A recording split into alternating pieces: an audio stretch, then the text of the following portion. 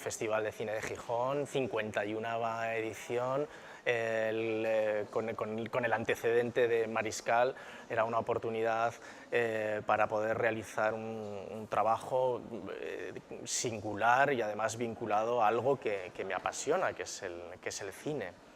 Pues ese juego, ¿no? Ese juego de traslación de significados, desde lo formal hasta la abstracción, pero darle la vuelta para que lo que significa una cosa pueda significar otra cosa, ¿no?